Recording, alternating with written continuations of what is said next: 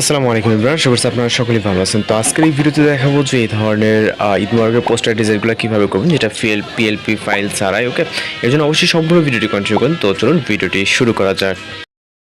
আসসালামু আলাইকুম ইমরান, আশা করছি আপনারা সকলেই ভালো আছেন। তো আজকের এই ভিডিওতে দেখাবো যে ঈদ মোবারকে এই ধরনের পোস্টার ডিজাইনগুলো কীভাবে করবেন, যেগুলো পিএলপি ফাইলের মাধ্যমে অনেক কিন্তু ঝামেলা নিয়ে দেন করতে হয়। ওকে, তো আজকের ভিডিওতে জাস্ট এক ক্লিকে এই ধরনের পোস্টার ডিজাইনগুলো করতে পারবেন, সেটা আপনি যে কোনো অ্যান্ড্রয়েড ডিভাইসে। তো এর জন্য আমাদের প্লে স্টোরে চলে যেতে হবে একটি অ্যাপ্লিকেশন ডাউনলোড দেওয়ার জন্য। দেন সার্চ অপশনে ক্লিক করবো, এখান থেকে আমরা টাইপ করব পোস্টারলি। ওকে, জাস্ট আমি এখান থেকে পোস্টারলি লিখে সার্চ করবো। এখানে আপনি দেখতে পাবেন সর্বপ্রথম যে অ্যাপ্লিকেশনে চলে আসবে ঈদ মোবারক পোস্টার। ওকে, দেন পোস্টারলি লিখলে চলে আসবে। দেন আপনার ওপেন করবেন। ওপেন করার পর অনেক সময় এখানে ফ্রিতে যেহেতু আমরা কাজ করবো, কিছুটা অ্যাড শো করতে পারি, এগুলোকে আমাদের সহ্য করে নিতে হবে। ওকে, যেহেতু আমরা ফ্রিতে কাজ করবো।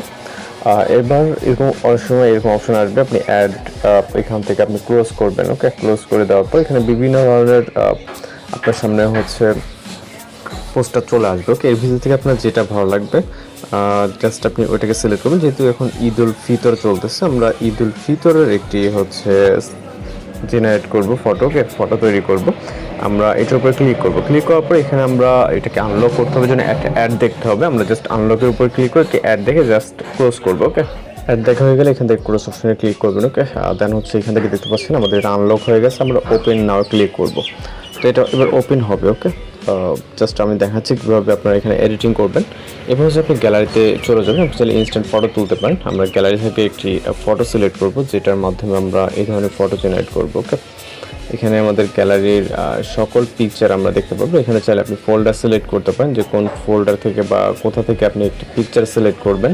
তো আমি এখান থেকে একটি পিকচারকে সিলেক্ট করব। ওকে, এবার পিকচারটাকে আমরা ক্রপ করে নিব। এখানে যতটুকু প্রয়োজন হবে আপনি আপনার মতো করে কিন্তু ছোট বড় বা যতটুকু প্রয়োজন ক্রপ করে নেবেন। ওকে, নেওয়ার পর এখান থেকে টান অপশনে ক্লিক করবেন।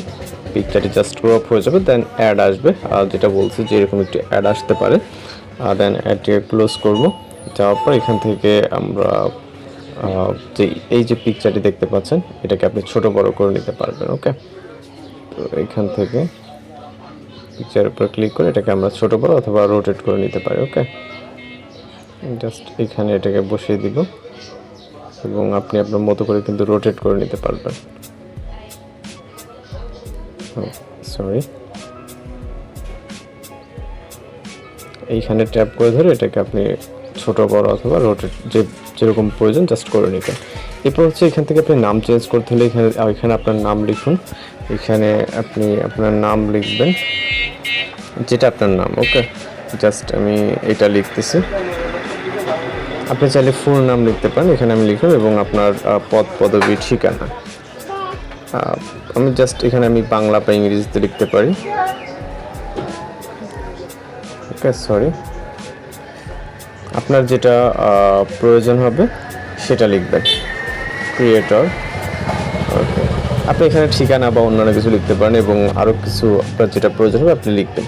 লেখার পর এখান থেকে আপনি সেভ অপশনে ক্লিক করবেন। ওকে, সেভ অপশনে ক্লিক করার পর এখানে সেমভাবে অ্যাডস আসবে। আপনার জাস্ট অ্যাডটি ক্লোজ করলে এটা আমাদের কিন্তু ইমেজটি সেভ হয়ে যাবে। আমরা যদি আমাদের ফাইলে চলে যাই, জাস্ট আপনাদেরকে দেখানোর জন্য যে আমরা কী ধরনের ফটো আমরা পেলাম। ওকে, এটা হাই কোয়ালিটির একটি পিকচার। তো জাস্ট দেখতে পাচ্ছেন, জুম করলেও যে ফাটবে এরকম না।